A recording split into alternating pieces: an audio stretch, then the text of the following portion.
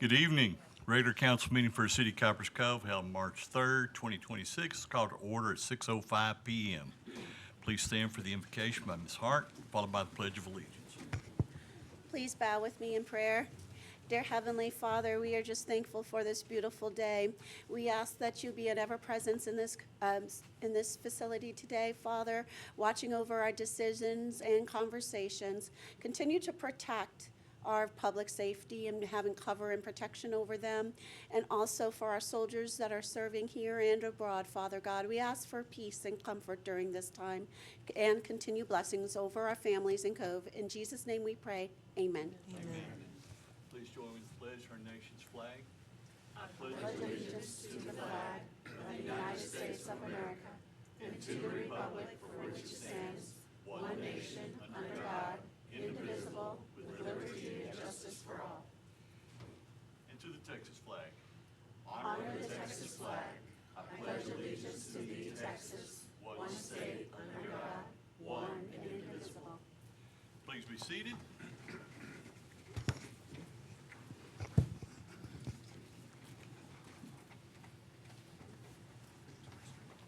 Madam Secretary, please call the roll. Mayor Yancey. Here. Christina Strophus. Here. Rita Hogan. Here. Howard Hawk. Here. John Hale. Here. Del Chudway. Here. Vanya Hart. Here. Jack Smith. Here. All right, we got a full house. We move to item D, announcements. None for me, Mr. Mayor. None for me, sir. Howard? Oh, none, sir. Okay. Ryan? Yes, sir. I have several announcements, and we're going to start with the most recent one, or soonest ones coming up. This Friday, March 6th, from 6 p.m. to 9 p.m. at the Coppers Cove Civic Center is the Under the Sea Adaptive Dance. Go to the Parks and Rec Department webpage, and you can get more details on that. The following day, March 7th, is the Under the Sea Daddy-Daughter Dance, Saturday at 6 p.m., also at the Coppers Cove Civic Center.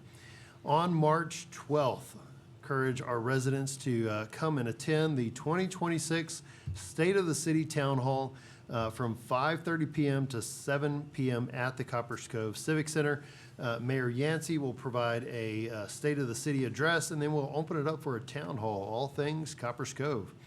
The Coppers Cove Public Library is hosting the Touch a Truck event with our big trucks on March 17th from 10 a.m. to 12 noon at the Coppers Cove Public Library.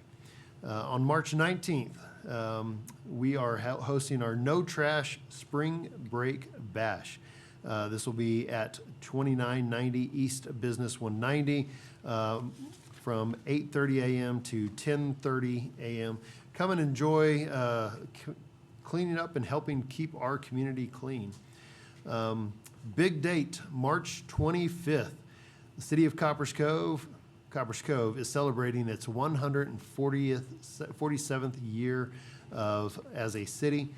We will be celebrating on March 28th at 11 a.m. at Allen House, which is at 401 North Main Street. And then March 28th from 3 to 8 p.m. at the Coppers Cove City Park is Spring Fest. Many musical artists and activities and events, food. Come and enjoy and have fun. Thank you. All right, thank you, Ryan. I have nothing, sir. Thank you. Dale? Nothing, Mr. Mayor. I don't have anything, Mr. Mayor. Jack? No announcements. All right, we move to item E, Citizens Forum. At this time, citizens will be allowed to speak for a length of time not to exceed 5 minutes per person on any item which is listed on the agenda and items not listed on the agenda. 30 minutes total has been allotted for this section. Pursuant to Section 551.042 of the Texas Open Meetings Act, any deliberation or decision about the subject of inquiry which is not listed on the agenda shall be limited to a proposal to place the subject on the agenda for a subsequent meeting. All right, is there anyone to speak during Citizens Forum?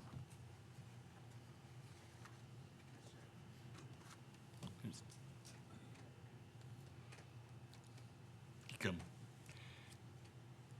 Hi, my name is Frances Fisher. I live in Temple, Texas. And I'm a co-owner of Journey Home Rescue. We are a foster-based rescue serving Bell County.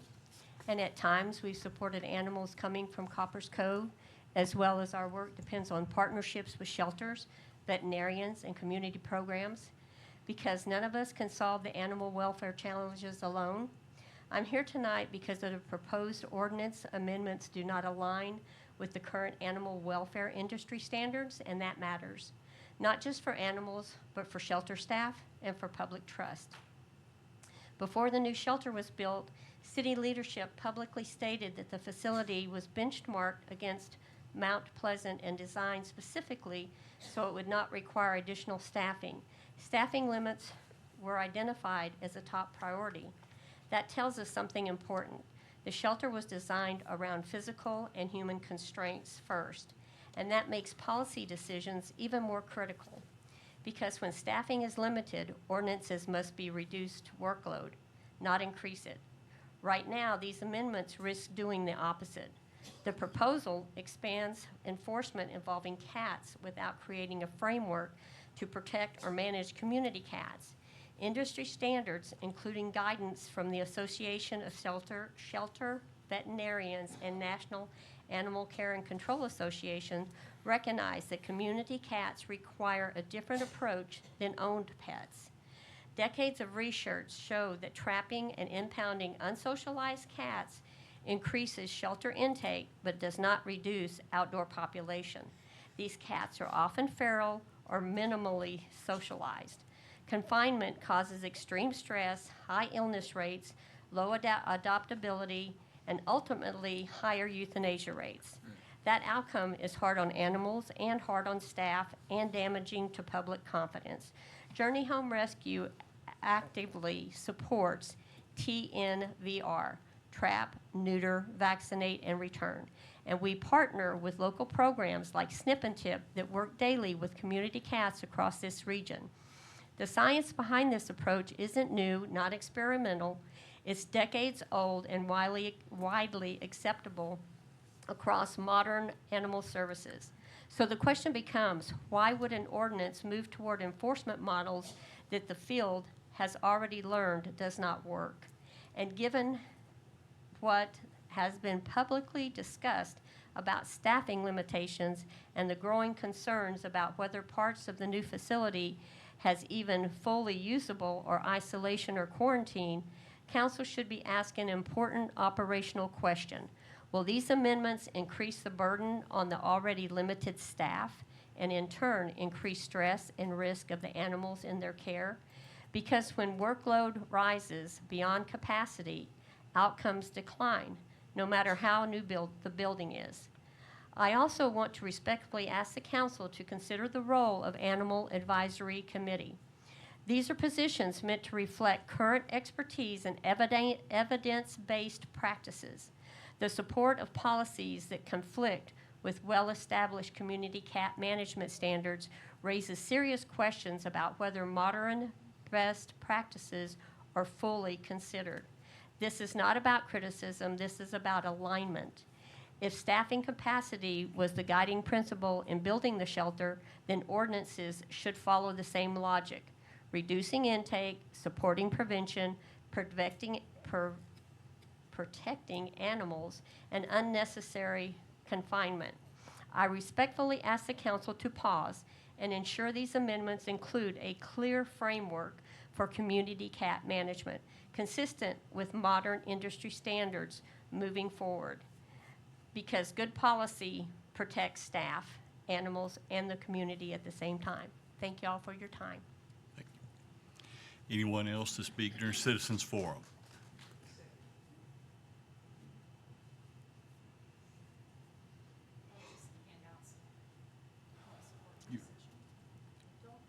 Jack, if you want to hand them to the city secretary, she can hand them out. Good evening, Mayor and council members. My name is Dorothy Sanders. I'm the founder of Public Accountability for Animal Welfare, or PAW. We're a grassroots advocacy group focused on transparency, evidence-based policy, and fiscally responsible animal welfare practices that protect staff, taxpayers, and animals all at the same time. I also volunteer with Journey Home Rescue, and we support animals from Coppers Cove.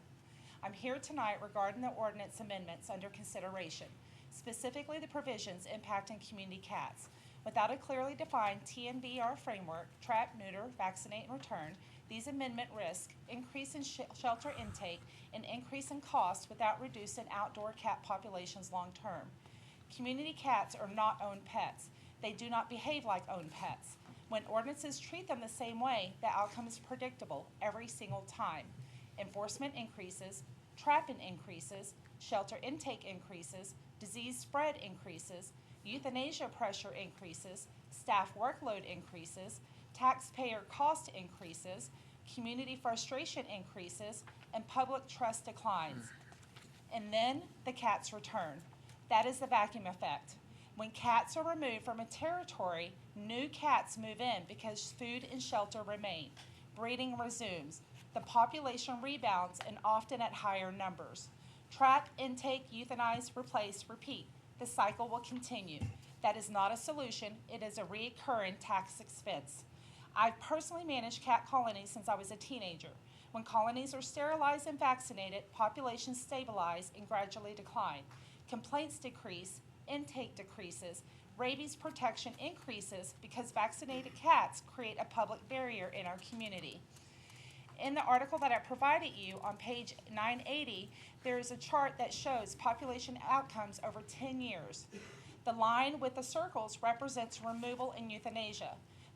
The lines with triangles represent sterilization-based approaches like TNVR.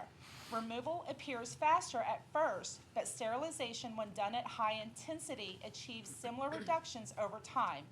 The difference is sustainability.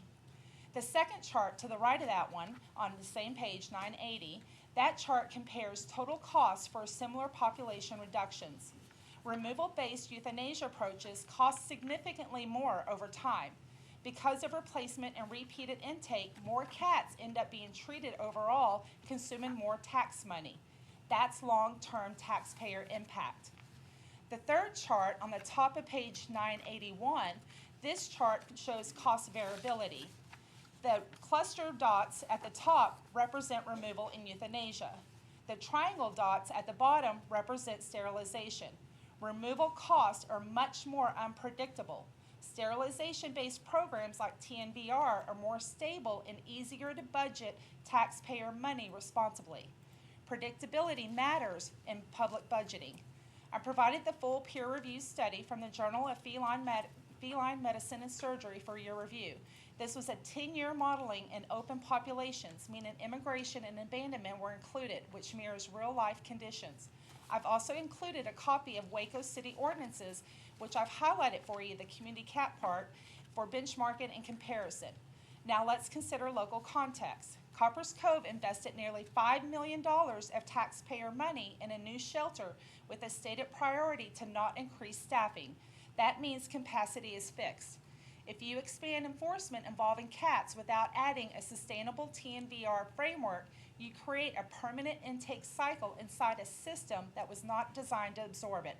This is not ignoring the issue, it's about addressing it cost effectively. So my direct request to the council is this: add a defined TNVR and community cat management framework into these amendments. In writing, it means a lot. Define community cats separately from owned pets. Allow return to field after sterilization and vaccination. Invest in prevention on the front end because prevention costs less than repeated intake, and require transparent reporting so outcomes can be measured against cost. Smart and effective policies safeguard taxpayers, staff, and animals simultaneously. Thank you for your time. Anyone else to speak during Citizens Forum? George McMaster, 1101 Magnolia Avenue.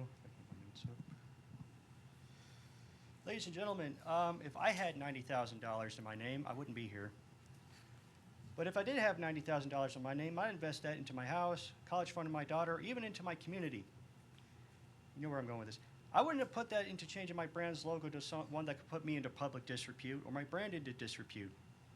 Yes, I am very late to the party, but I am aware you guys changed the logo recently to whatever that is.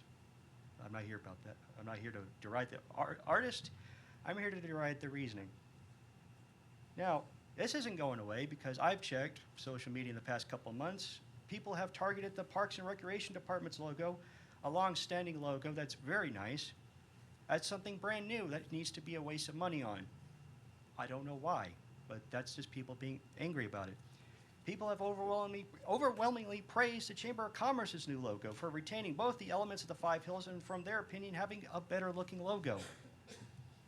Their opinion, not mine. Or is it? If the EDC decides to change its logo anytime soon, please don't. I guarantee you that organization will take the community's feedback into heart so they don't make the same mistake the city made. Even taking the occasional stray, change the local comment on the city's Facebook page.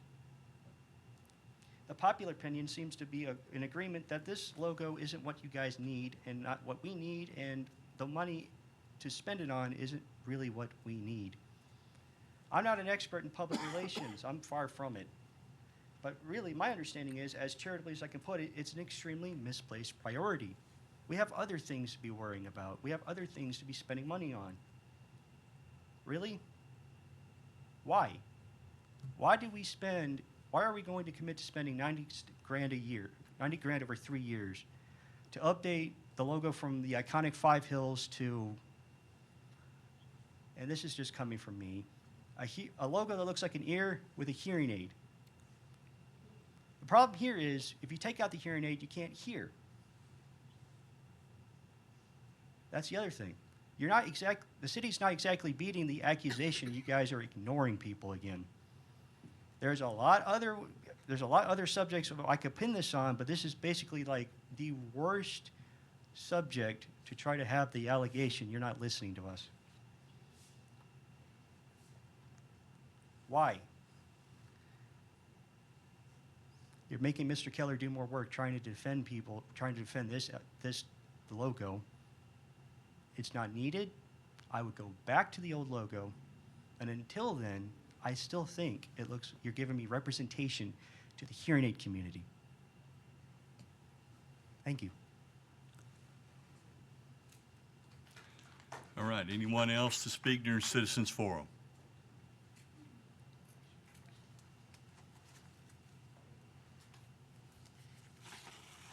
Good evening, Mr. Mayor, council members.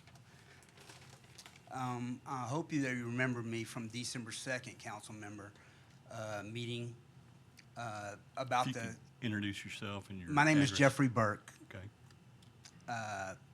I was here before about a golf course ban that was placed on me 517 days ago. No formal ban, no written, anything written. This is outrageous that you allow a city employee to act with impunity. And to me, the people in front of me right now are acting with impunity. You failed Texas law. I requested under the Texas Public Information Act all the information for this ban, who initiated it, every email and correspondence that was involved. I was ignored. Under Texas law, you have 10 days to produce that information. 10 days unless you have the opinion of the Texas Attorney General's office with waiver. I've contacted the Texas Attorney General's office. You have not. Finally, after all this time, the city manager contacted me today and wanted to have a meeting. How should that go? 517 days later, after I couldn't play with my friends for a golf cart incident that I make no excuse for today. I was arrested for that. That's crazy. I don't know what's going on in this city, but Mr. Hawk, thank you for reaching out to me and talking to the city manager. I was told by you that early February that you had talked to the city manager and that he was going to contact me. That never happened. Second time, You told me that you talked to him, he was going to contact me. Never happened. Then a meeting was supposed to be set up. That never happened. Not only did you ignore me, you ignored state law, and you violated it, without a doubt. And I hope that meeting, there's a resolution, a very good resolution for both me and this city. And I will have no contact with Jeff Stoddard,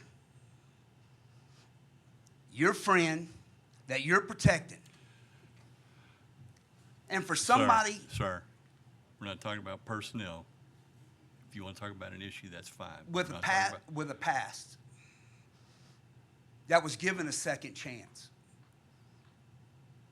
And me as a citizen, I'm just ignored and thrown to the side. That's absolutely absurd.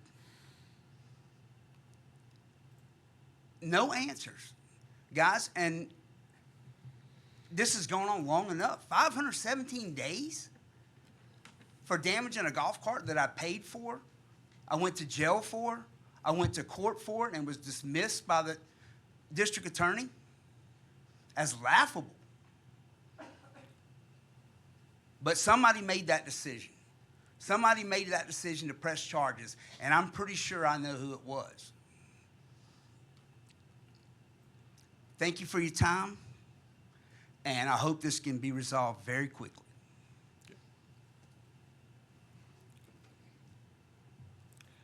All right, anyone else to speak during Citizens Forum? Hello. Before you start, what time do we start Citizens Forum? Do you know? No, sir, I don't. Okay, go ahead. Thank you. I'm Rose Brimhall. I'm 910 Willowbrook Street here in Coppers Cove. I have a colony. Well, I have two. I've been feeding for over 20 years, and it started with 15 to 20 cats, and I'm now down to 6. I really wish that you would work with us with the TNR. It works. It saves stress on y'all. It saves stress on the animal. I know one day I was out feeding, and this car pulls up really fast, throws a cat out the window, said, "Here's another one for you." And this cat is scared to death. You know, it's not the animal's fault, it's the human's fault. But I am going to ask, please work with us with TNR. We've not asked you for a penny. It comes out of our pocket. You go to my vet and you tell me, you have put my name in there. I've got over 90 animals under my name that I have repaired, spayed, neutered, shots, whatever was needed, I did. I never asked anybody for a penny. I just asked that you work with us. TNR works. Thank you.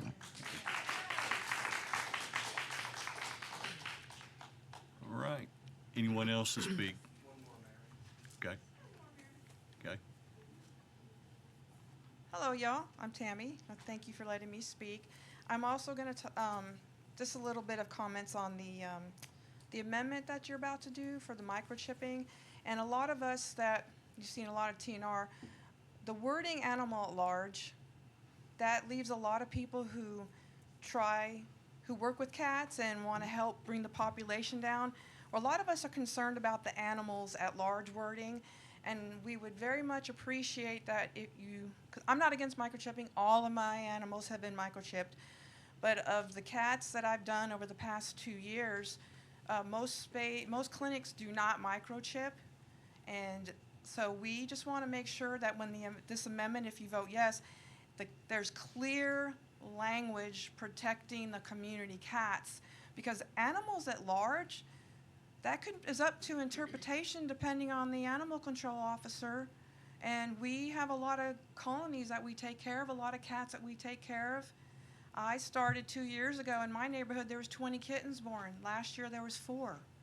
You know, so everybody who TNRs, everyone that works together as a group in Coppers Cove and Killeen and Belton and Temple, all of us that are trying to help bring down the cat population, in our communities.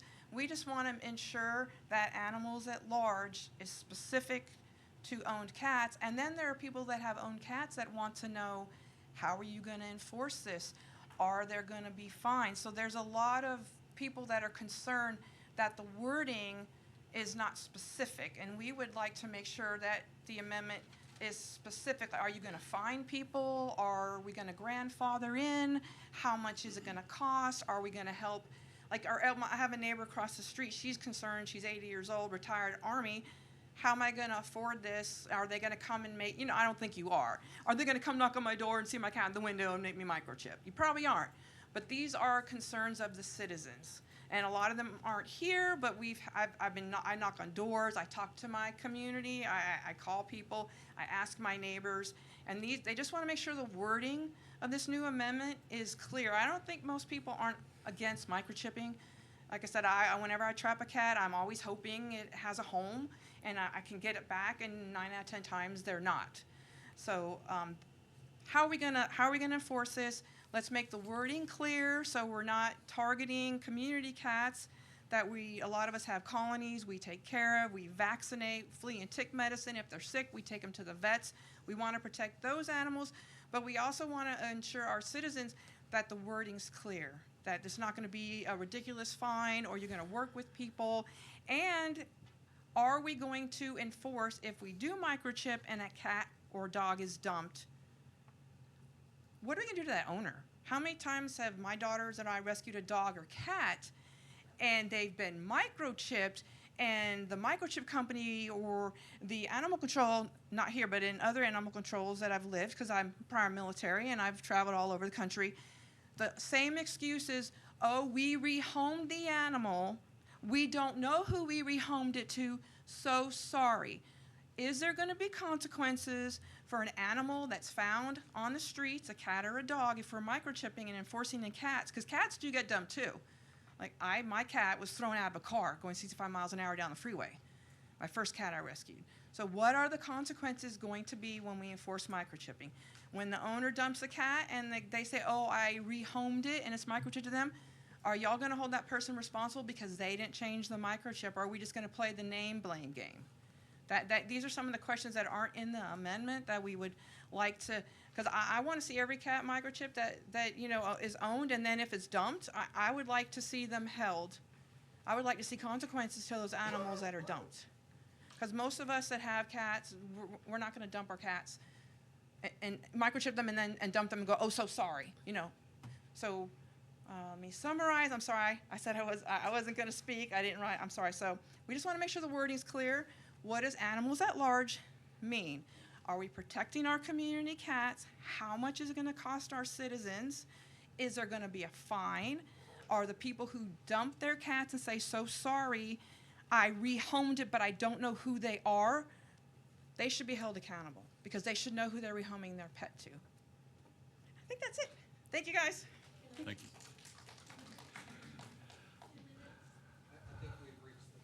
We've Yeah. All right. We will close the citizens forum. We're going to move to item F, consent agenda. All matters listed under this item are considered to be routine by the City Council and will be enacted by one motion. There will not be separate discussion of these items. If discussion is desired, that item will be removed from the consent agenda and considered separately. Item 1, consideration and action on approval of City Council workshop meeting minutes for February 17th, 2026. Lisa Wilson, City Secretary. Item 2, consideration and action on approval of City Council regular meeting minutes for February 17th, 2026. Lisa Wilson, City Secretary. Item 3, consideration and action on awarding a bid with Texas Home Pro Roofing and Remodeling for, quote, CCPD fence, labor, police department fence replacement and drainage project, and We Care Home Repair for quote number 2035, materials, police department fence replacement project. Jeremy Albert, Deputy Chief of Police. All right, council, there are 3 items. Is there any item you wish to pull and consider separately? If not, is there a motion to approve the consent agenda?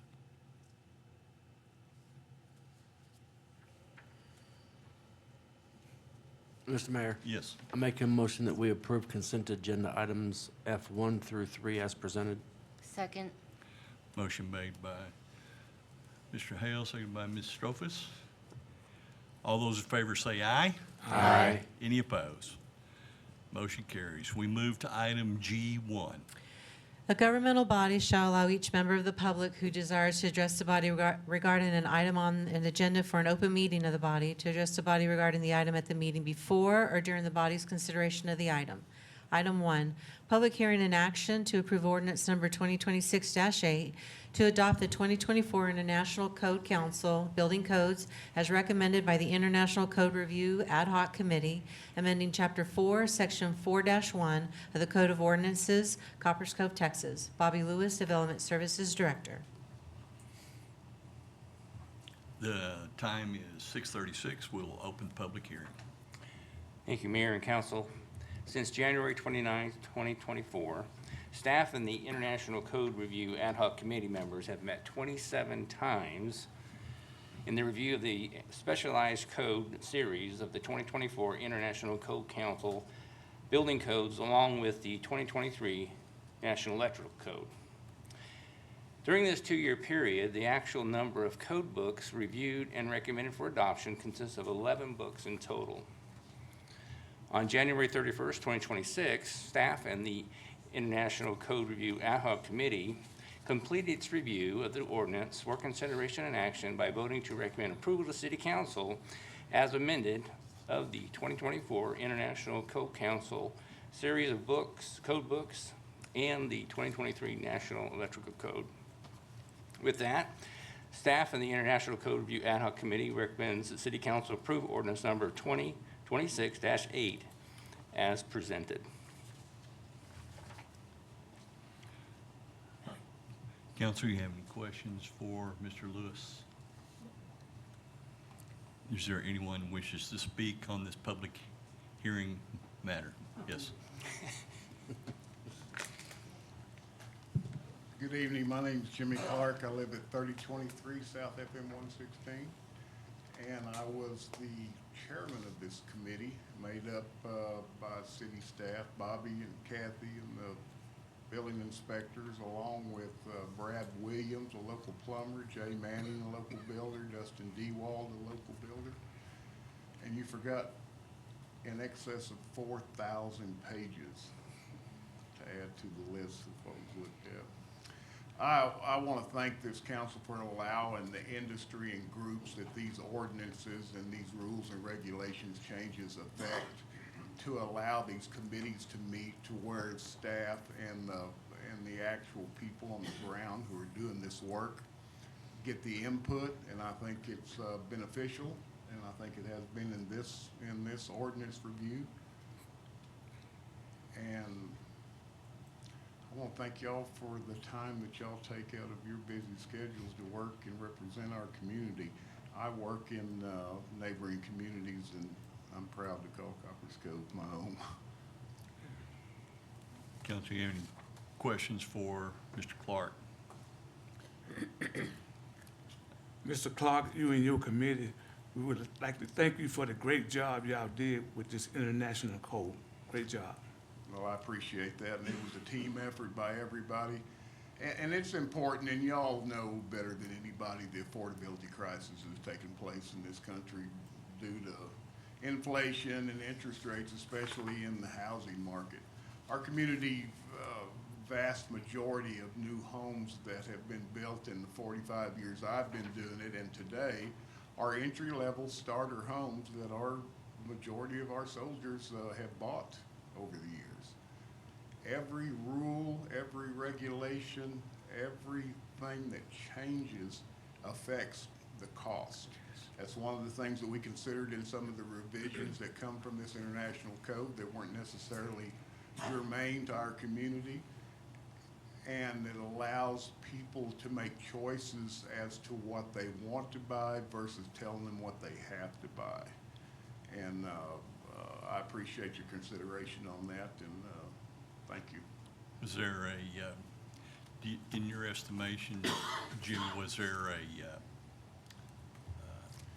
Do you anticipate a big change as far as affordability? There'll be an impact from this ordinance that we have adopted.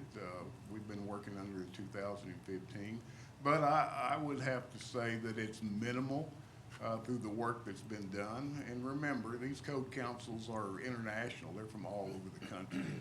A lot of times vendors sit on these code council recommendations, and quite frankly, they're trying to sell a product. Yeah.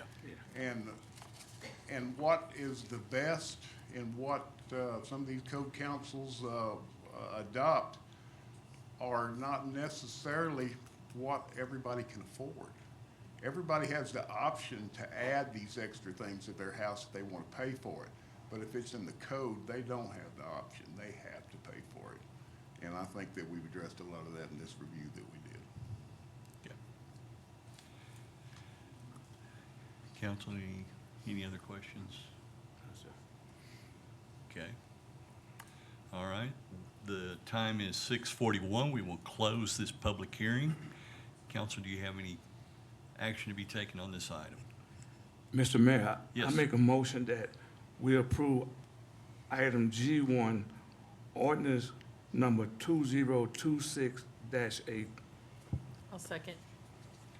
Motion made by Mr. Hawk, seconded by Ms. Hogan. Is that correct? Okay. Any other discussion? Hearing none, all those in favor say aye. Aye. Any opposed? Motion carries. Thank you, Bobby. Thank you, Judy. Appreciate it. We move to item H, action items. Item 1, consideration and action to approve a resolution number 2026-9, establishing the Capital Improvements Advisory Committee to review and make recommendations to the City Council for the implementation of the Water and Roadway Impact Fee Study Report. Bobby Lewis, Development Services Director. Mayor and Council, on the Capital Improvements Advisory Committee is an advisory committee whose purpose is to review and make recommendations to City Council pertaining to the implementation of impact fees on new development for public infrastructure. The primary functions of the committee will be to advise and assist the city in adopting land use assumptions, review the capital improvement plan regarding water and roadway capital improvements, monitor and evaluate the implementation of capital improvements plan, advise the city of the need to update and revise the land use assumptions, capital improvement plan, and impact fees, submit to City Council a report evaluating the progress of the city in achieving the capital improvement plan and identifying any problems in implementing the plan or administering impact fees. With that, staff and the committee, the city's impact fee consultant, Kimley Horn and Associates, Inc., recommend the city approve Resolution 2026-9 as presented. Okay. Council, any questions for Mr. Lewis?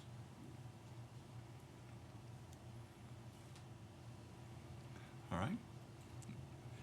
Is there action to be taken on this item? Mr. Mayor, Yes. I make a motion that we approve resolution number 2026-9 as presented. Second. Motion made by Mr. Hale, seconded by Mr. Treadway. Any other discussion? Hearing none, all those in favor say aye. Aye. Any opposed?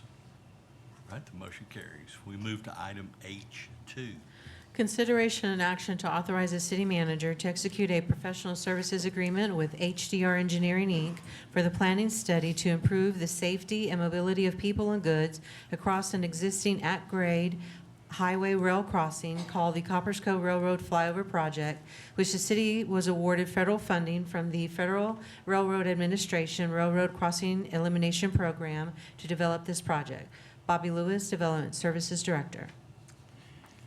Mayor and Council, on January 10, 2025, the city received a grant for the Coppers Cove Railroad Flyover Planning Study. On September 4, 2025, the city of Coppers Cove sent a request to the Code Leader Press for requests for qualifications for professional consulting services. On October 8, 2025, the city received 5 requests for qualifications. In December 11, 2025, staff completed its evaluation of those 5 firms and determined that HDR Engineering, Inc. received the highest score for this project. The planning study will determine a preferred alternative for providing at least one at-grade separated crossing in the city. The planning study will also evaluate other potential safety opportunities and improvements at 3 identified crossings. On February 9th, 2026, HDR Engineering submitted its proposal. The project will include planning activities, including stakeholder and public engagement, identification of a full project inventory, conceptual design, and establishment of an implementation plan. With that, city staff recommends the city council authorize the city manager to execute a professional service agreement with HDR Engineering, Inc. for the Copperas Cove Railroad Flyover project.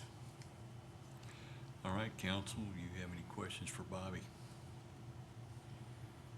Mr. Mayor, Yes. I have one question. How long will this study, you think, approximately take? The grant is good for 3 years, and so we're hoping to get that done in 2, to be honest with you. Thank you. And this is for a determination of at least one flyover project. Yeah, the best crossing, in- 3 within the city. alternatives. Okay. All right. Council, any more questions? All right. Is there action to be taken on this item? Mr. Mayor, Yes. I make a motion to authorize the city manager to execute a professional services agreement with HDR Engineering Incorporated for the planning study to improve the safety and mobility of people and goods across an existing at-grade highway rail crossing called the Copperas Cove Railroad Flyover Project. Second. Motion made by Ms. Hart, seconded by Mr. Treadway. Hale. Messed up again. All right. Any other questions? This, I gotta tell you, this is a long time in coming. Yes. Yes, sir. Long time in coming. All right. All those in favor say aye. Aye. Any opposed? Motion carries. Thank you. Thank you, Bobby. We move to item H3. Consideration and action on ordinance number 2026-9, amending Chapter 3, Articles 1 through 13, Sections 3-1 to 3-145 of the City of Copperas Cove Code of Ordinances, regulating microchipping, animals at large, and renaming the animal shelter. Jeremy Alber, Deputy Police Chief. Good evening, Mayor, City Councilman, City Council, and City Manager. A bond election for the construction of a new animal shelter passed in 2021. City staff recommended a facility name change to the Copperas Cove Animal Care Facility. The name change to better align with the capabilities of the new facility, and will provide in caring for animals and not just serving as a shelter. Code of Ordinance Chapter 3 will require amendments as a result of that name change. In addition, the Animal Shelter Advisory Committee will change to the Animal Care Advisory Committee to remain consistent with the new facility name. To further enhance public safety, improve animal welfare, reduce taxpayer costs associated with stray animals, and modernize local animal control practices, the Animal Shelter Advisory Committee is supporting city staff's recommendation of adopting an ordinance requiring all owned dogs and cats within the city to be microchipped. Code of Ordinance Chapter 3 must be amended to facilitate a microchip mandate. The Animal Shelter Advisory Committee also recommends changes to Code of Ordinance Section 338, Animals at Large, to remove the exemption for cats that remain at the owner's or on the owner's premises. The ordinance amendment will remove this exemption, making it unlawful for any person owning or having charge, care, custody, or control of a cat to allow the animal to be at large. So city staff recommends that City Council we already held the public hearing last time, and that we take action on ordinance number 26-9, amending Chapter 3 of the Animals and Fowl, Articles 1 through 13, Sections 3-1 to 345 of the City of Copperas Cove Code of Ordinances. Thank you, Jeremy. Council, you have any questions for Jeremy?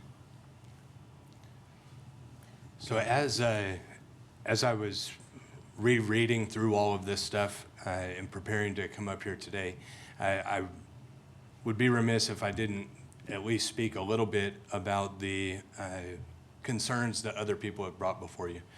Okay. Animal control has not and will not be seeking to have community cats microchipped. Community cats are exactly that, community cats. They're without an owner, and in order for a microchip to be even mildly effective, you have to have an owner in order to associate that with. We do have several cat colonies within the city of Copperas Cove.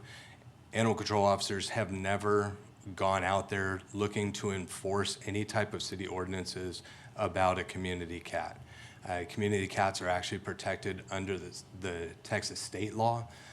So ultimately, in the long run, we're not looking to put a cat owner or a cat caretaker into any type of jeopardy for taking care of cats. We need those people in our communities. They take care of those cats. That keeps it out of the taxpayers' dollars. Largely, the people that we have that take care of those community cats, they really facilitate it without any animal control involvement. Now, they will come in and pick up cats periodically. And when they do that, they pick them up and then they rehome them. They don't bring them back to their little colonies. When I reached out to the different veterinarian, or the two veterinarians here in town, when I reached out to them and I asked them, what does it cost? And they said that we can't tell you that. We're not going to divulge information about the people that are taking care of the community cats. And I wasn't seeking a person's name, right? So they are protected. They're protected by city staff in that animal control officers are not running around trying to do anything to a community cat caretaker. Additionally, this ordinance or this amendment to the ordinance is not designed to do anything for a community cat. This is designed to, microchipping is designed to hold an owner accountable if their animal is out and at large. So at large, meaning not having care, custody, and control by a human being. There's only one way in which a person can care or contain a cat in their front yard, and that is on a leash or on some sort of tether device that would actually keep the cat on their property. Oftentimes what happens, animal control officers end up going to a dog owner's home, and they say, these cats keep coming in my backyard. These cats keep coming on my front porch. They're urinating and defecating in my flower beds. My house is starting to smell. What are you going to do for me? And we have to explain to them that it may be your neighbor's cat. And if it's your neighbor's cat, it's not supposed to come off of their property. However, it often does. And when that happens, it becomes a nuisance cat to the neighbor next door. They say, well, why can they have their cats in their front yard, but I can't have my dog in my front yard? I can control my dog much better than they can control their cat by verbal control. But that's unlawful for my dog to be in the front yard. And it really puts animal control officers into a bad situation. So by removing the exemption that would allow a cat that is vaccinated, the current ordinance has in it for a cat that is on their property and vaccinated and licensed with the city, that it can be on the front yard or on their property and not be considered at large. And I would submit to you that if the cat is in their backyard, nobody's going to say a word because it's contained in a fence. Cats often jump fences, though.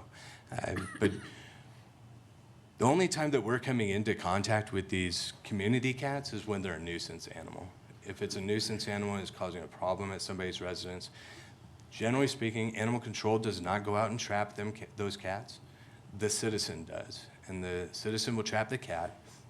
They will bring the cat into the shelter where animal control will go out and pick up the trap with the cat in it. If the cat is deemed to have a microchip, the goal is to hold that owner liable or accountable for abandoning an animal if it has a microchip. If it doesn't have a microchip, well, we have nowhere to start. The cat's not easily identifiable without a microchip. So requiring a microchip for animals or for cats would actually help in that situation. Now, people are right.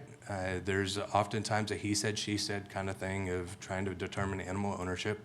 But I would submit to you that the animal control officers and staff within the city would do a pretty good job of investigating things like that. And if we can hold somebody accountable, we will. It's a Class B misdemeanor, so this ordinance would not be, it could fall under cruelty to animals, cruelty to non-livestock animals, be a Class B misdemeanor. So the city ordinance would not have any type of control over the enforcement of that.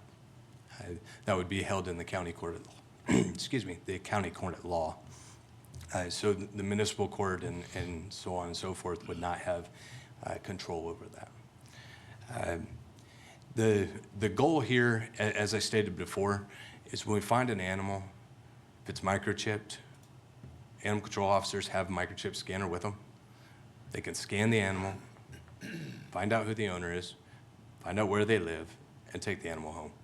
We've reduced the number of people that are, or number of animals that are actually coming into the shelter, and then ultimately reduce the amount of stress that the animals are under. If we can keep them out of the shelter environment, that's the best for any animal, and keep them inside a nice, loving home. Okay.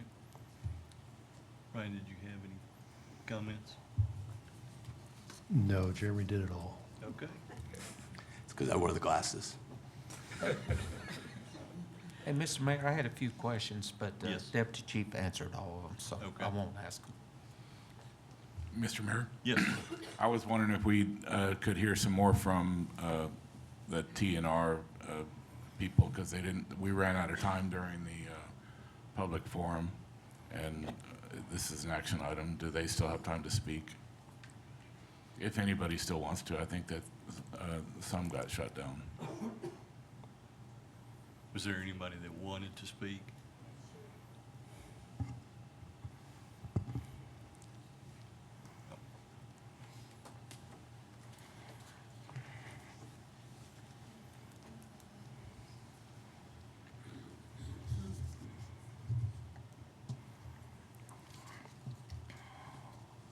Melody Squires, 212 Robertstown Road. Two things. One, I know the city really doesn't want to support TNR and colonies, but a lot of places do them, and it really helps out. I support a refuge in Austin that does senior cats.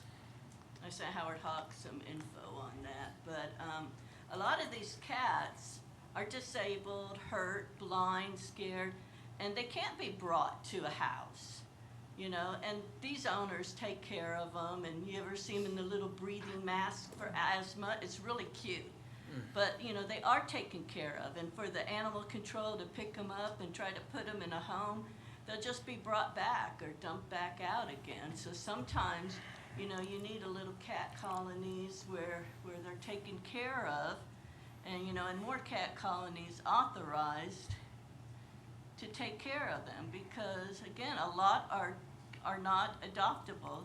Plus, you know, I was reading up on that, when they are returned, they're supposed to be returned to the same area, not to a different area, because then that really mixes the cats up. You know, if you pick them up in this area where a colony might have been, and you bring them back or someone else dumps them out, then they're really traumatized again. So I think other things need to be looked into. I know they talk about, well, we don't want to do this, rabies, this and that, but the cats, you know, especially if they're given shots and monitored, you know, one, it reduces the population, but also helps the welfare. Like I said, a lot of cats are not adoptable, and they have needs. So one place they're blind, some of them, you know, one has problems with the claw, can't retract. So, you know, these are things that we have to look at that might be better in a small colony areas taken care of, where someone looks after them. And to pick them up, and, you know, I know they're not going to intentionally, but this is why I also think trap, neuter, vaccinate, and release is a good idea. And that's just my comments. Okay. Mayor, if I may, Yes. we appreciate the TNR people that are doing this. They're doing this on their own. They do this with their own dollars. And I would submit to you that if they didn't do it, we would have a much larger problem than what we currently have. I wouldn't even call it a cat problem that we necessarily have. Because of the people that are doing TNR, it is absolutely helping animal control in that those animals are not making it into the shelters. They're generally not nuisance animals. The only time that we're dealing with a stray animal, if you will, one of those community cats, is when it becomes a nuisance animal to either a business or a homeowner. And once that animal becomes a nuisance, then the citizen has an opportunity to get a trap. And once they get the trap, if they trap an animal that is part of a TNR colony, then oftentimes that animal will end up euthanized. It's a fact. I'm not going to sugarcoat that. However, most of the time, those animals they're smarter than the trap is, and they elude the trap. So again, the goal with this is not to affect the community cats. The goal with this is to affect the people that actually own animals, because a microchip does no good if there's not an owner. An owned animal, and being able to get that animal back to its residence. I just want to take a couple minutes, appreciate everything that the deputy chief is saying, the intent in place and the processes that they put in place, and informally working with the TNR VR community. But what I think we're asking is for that to be in writing. So if the deputy chief leaves or someone else comes behind him, that they don't interpret the ordinance that you have in front of you differently. And so there's no definition of community cat in the ordinance. There's no definition of pet cat in the ordinance. If you look at the ordinance that I gave you from Waco, they clearly define community cat, owner cat, ear-tipped cat in the definitions. That's what we're asking for Copperas Cove, so you can keep this collaborative relationship between your animal control and your TNVR community. They want help, they want help. We just need to make sure that the policies align to protect both and not leave it up to interpretation so somebody else could come behind them and interpret it a little bit differently. That's what we're asking.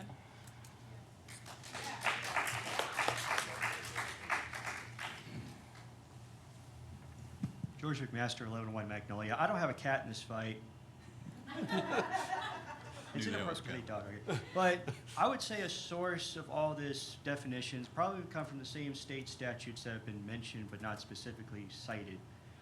Because that would be helpful, because if there's a definition, from, not just from other municipalities, but in state statute that's clearly written, clearly going to be only gets changed every 2 years if the legislature feels like it, that'd be a great start in the ordinance itself. Because a few years ago, I contributed to the changing of the fireworks statute to have a state, clearly updated state reference to state law. So I would just hold off on this part and then get it right, because we don't want to be coming back later and having all this consternation now that we fix it later like other projects have happened in the past. Ever. That's my words. Okay. Did you have some comments, Ryan? Thank you, Mayor. Mayor and Council, you've heard a lot about the agenda item that's before you. Oh, I'm sorry. I'm Kathy Kieran. I just wanted to point out a few things about TNR. When we take care, they're feral cats. They're not adoptable, they're wild. People that take care of these colonies, if they're friendly cats, they find them homes. If they're kittens, they tame them and they find them homes. So the colony reduces. And I just wanted to point that out. Okay, thank you. Good, Ryan.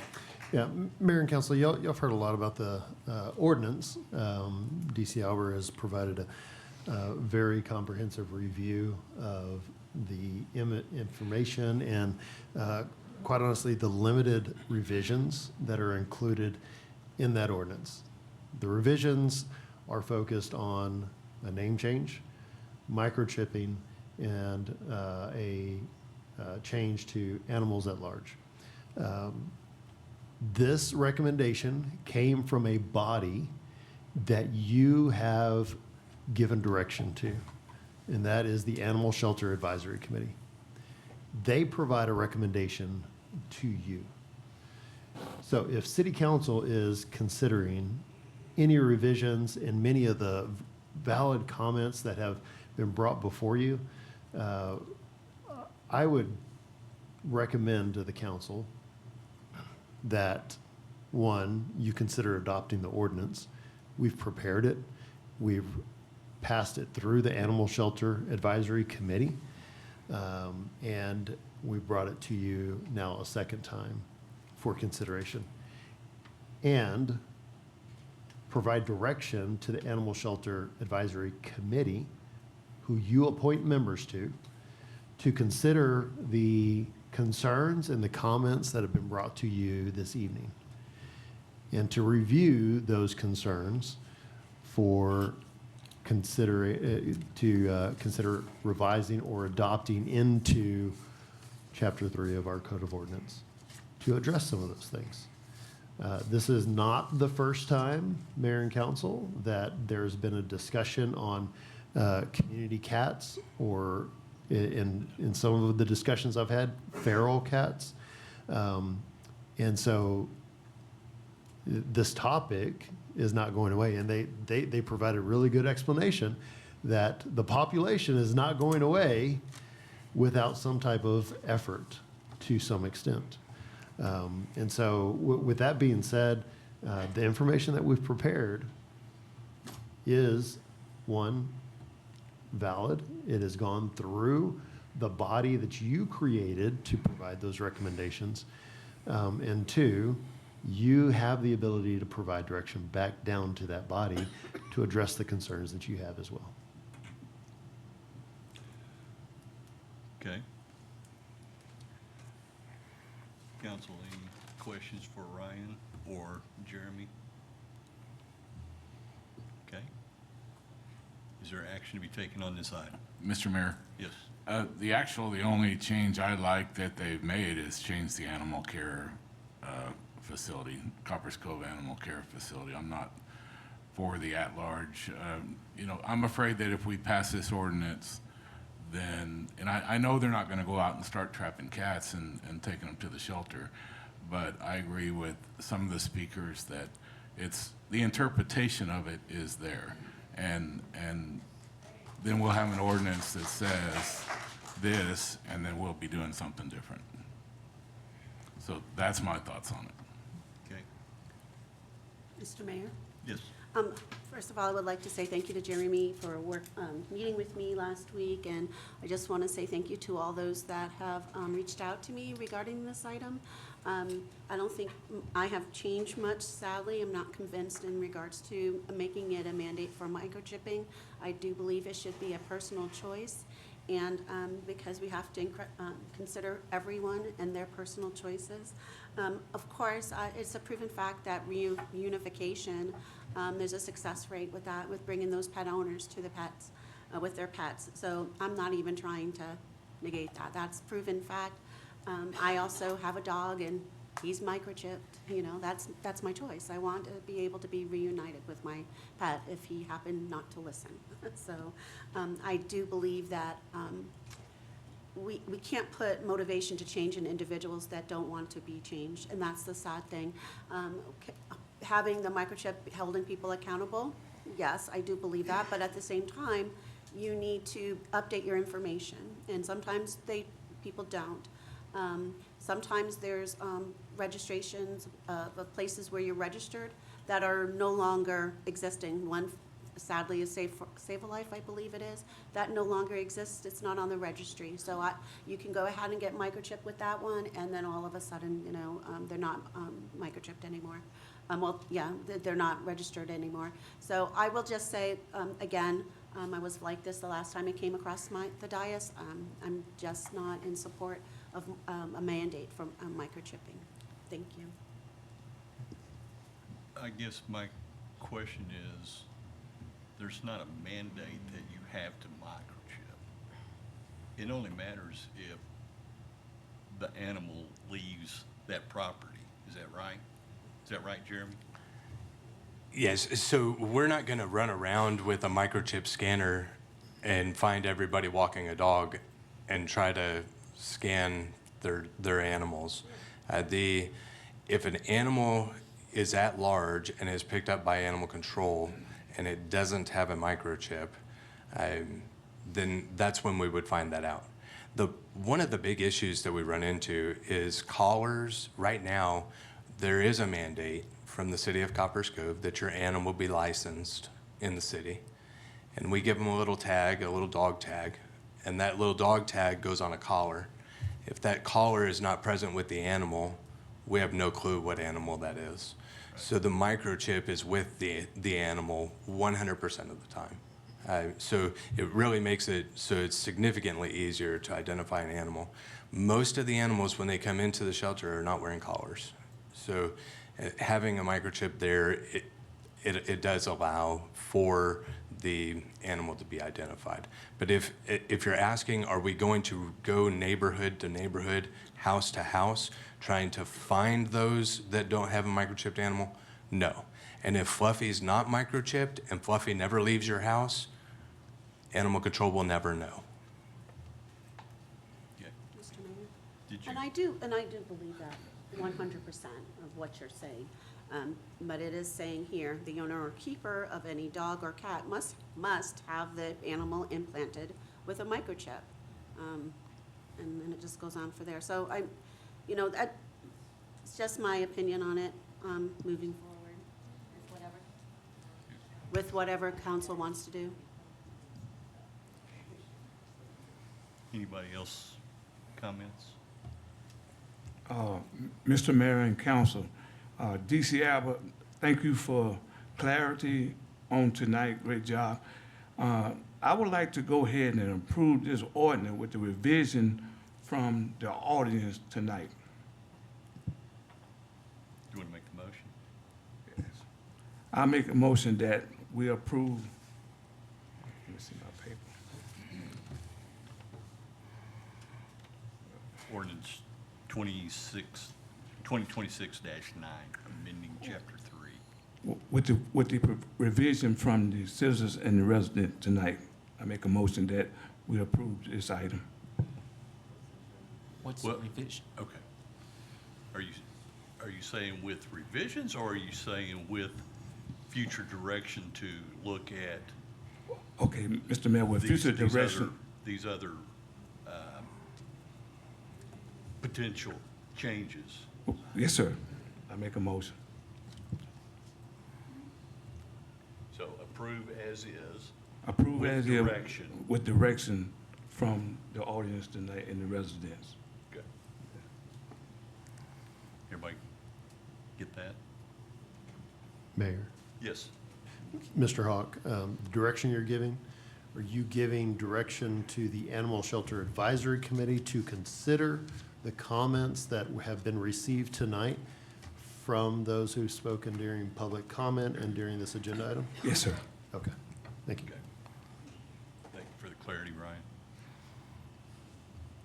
There's a motion, is there a second? To approve ordinance 2026-9, amending Chapter 3 as presented. Future direction given to the Animal Advisory Committee to address some of the concerns of TNR. I'll second that. Did you second that? Yes, Okay. sir. Motion made and a second. Any other discussion? All those in favor say aye. Aye. Any opposed? Nay. A. Roll call. Christina Strophus, Aye. Rita Hogan, Aye. Howard Hawk, Aye. John Hale, Aye. Del Treadway, Aye. Vanya Hart, Nay. Jack Smith, Nay.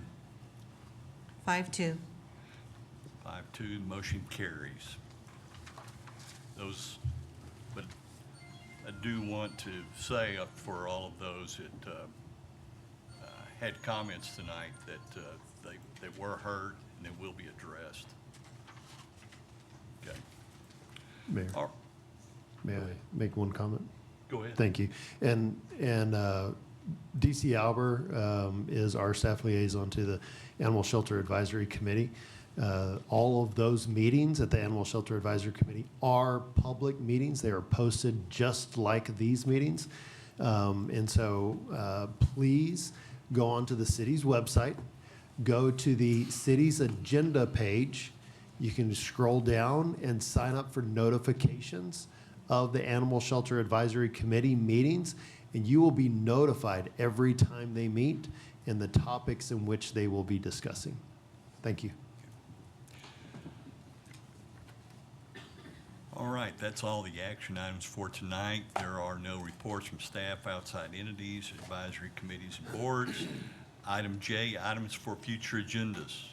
Ms. Strophus? None for me, Mr. Mayor. None for me, sir. No, Mr. Mayor. I have nothing, sir. Nothing, Mr. Mayor. I have nothing, sir. No, I don't have anything. All right. There is one executive session item.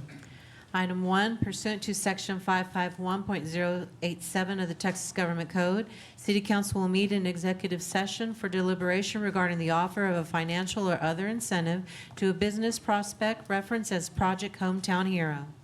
All right, the time is 7:16. We adjourn into executive session.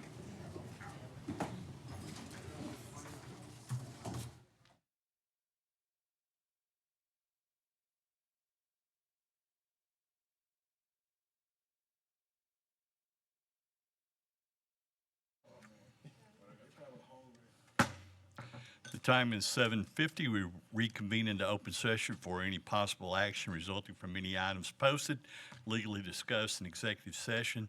There is no action to be taken, so at 7:50, we stand adjourned.